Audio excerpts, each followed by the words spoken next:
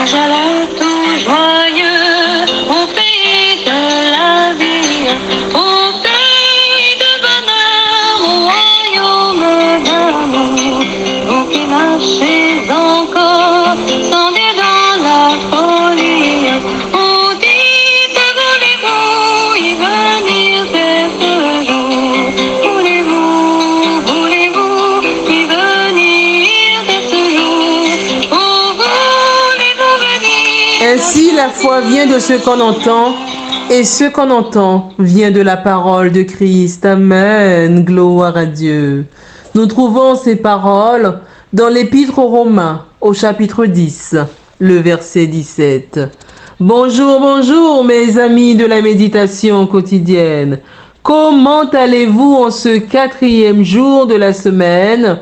J'espère que vous allez bien et que vous êtes prêts à découvrir notre histoire biblique de la semaine.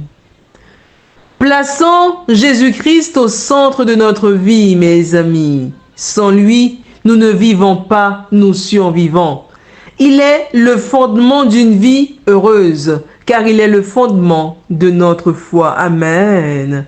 La vie du chrétien est une vie de foi. Gloire à Dieu. Rappelons-nous, la foi vient de ce qu'on entend, et ce qu'on entend vient de la parole de Christ. Amen. Prions le Seigneur. Tendre Père des cieux, nous te disons merci pour ton amour, pour ta miséricorde envers nous, pour le sacrifice de Jésus-Christ, notre Sauveur. Nous voilà réveillés, heureux d'être à tes pieds pour te donner gloire, toi seul le mérites. Ô Père, merci pour le souffle de vie que tu as conservé en nous jusqu'à maintenant. Merci Père, merci. Nous te demandons pardon pour nos fautes commises envers toi. Lave-nous, je t'en supplie, purifie-nous dans le sang de l'agneau et aide-nous, Père, à refléter le caractère de Jésus-Christ. Merci pour l'histoire biblique de cette semaine qui nous permet de nous rappeler, Père, le passé afin de nous préparer pour l'avenir. Merci pour toutes ces paroles.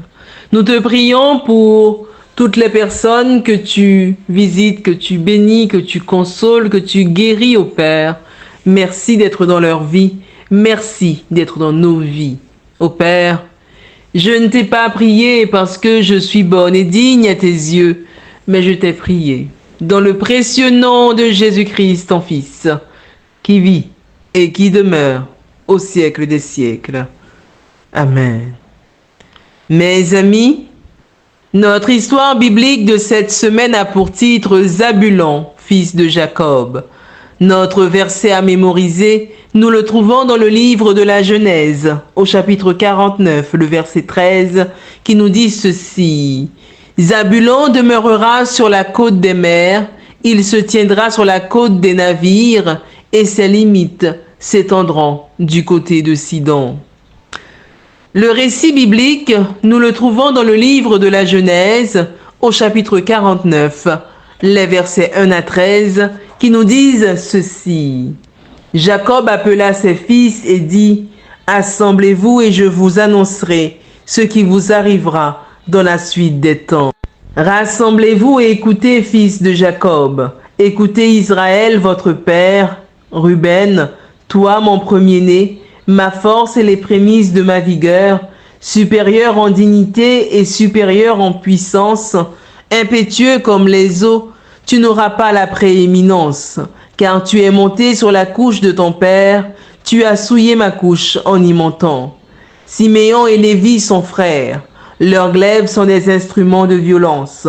Que mon âme n'entre point dans leur conciliabule, que mon esprit ne s'unisse point à leur assemblée. Car dans leur colère, ils ont tué des hommes, et dans leur méchanceté, ils ont coupé les jarrets des taureaux.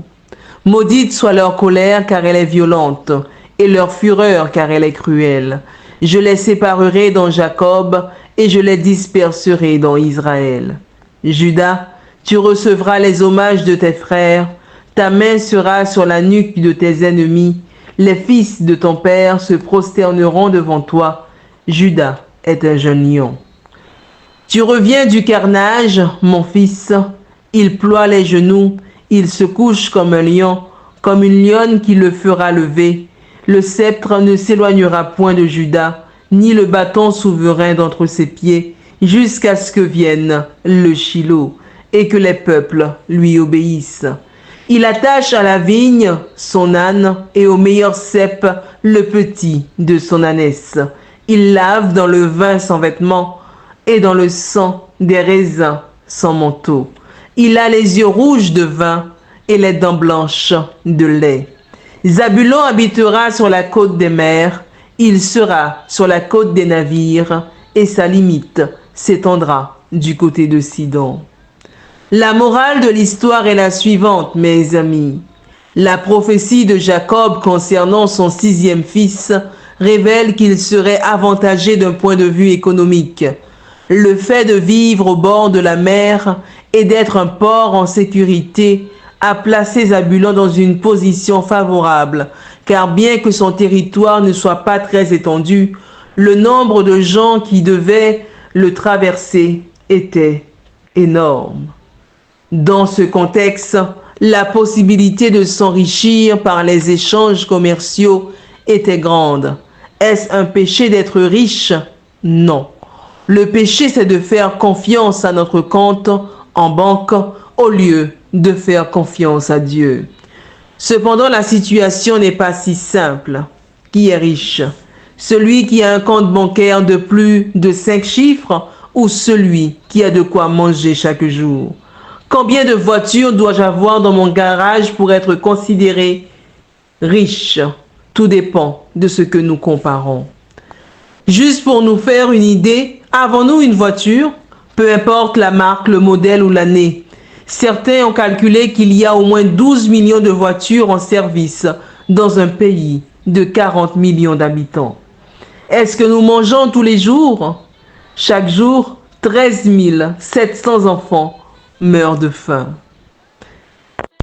Si nous n'avons pas assez d'argent pour nous cacher derrière, d'autres éléments peuvent nous servir de tranchée pour nous camoufler et nous empêcher de remplir nos engagements, nos tâches et nos responsabilités, même dans le domaine spirituel. Par exemple, notre frère nous demande du pain et nous répondons « Je prierai pour toi ». Hélas. Notre frère nous demande de l'héberger et nous disons « Que Dieu soit avec toi ». Hélas. Non, mes amis. Nous devons aller vers lui, le serrer dans nos bras et l'héberger. Amen. Dans le cas des enfants de Zabulon, la richesse n'était pas une force derrière laquelle ils pouvaient se cacher. Au contraire, quand le peuple d'Israël avait besoin d'eux, ils se présentaient en nombre considérable pour collaborer avec la nation. Amen. Quand on avait besoin d'eux pour combattre, ils n'envoyaient pas seulement des armes et des munitions. Quand il y a trop d'argent, il est plus facile d'acheter. La Bible dit qu'à l'époque du roi David, sont venus de Zabulon 50 000 en état d'aller à l'armée, munis pour le combat de toutes les armes de guerre et prêts pour se ranger au combat d'un cœur résolu. Nous trouvons ce passage dans le livre de 1 Chronique, au chapitre 12, le verset 34. Notre histoire biblique de cette semaine avait pour titre Zabulon, fils de Jacob. Notre verset à mémoriser, nous le trouvons dans le livre de la Genèse, au chapitre 49, le verset 13, qui nous dit ceci. Zabulon demeurera sur la côte des mers, il se tiendra sur la côte des navires, et ses limites s'étendront du côté de Sidon. Oui, mes amis, nous le savons, Dieu ne s'intéresse pas à notre compte en banque. Il veut notre cœur. Amen. La question nous est posée ce matin. Sommes-nous réellement prêts à donner notre cœur à Dieu? La question nous est posée ce matin, mes amis. Sommes-nous réellement prêts à donner notre cœur à Dieu? C'est sur cette réflexion que je vous souhaite une excellente journée dans le Seigneur. Que Dieu vous bénisse. Et je vous dis à vendredi, Dieu voulant, pour notre récit historique de la semaine. joyeux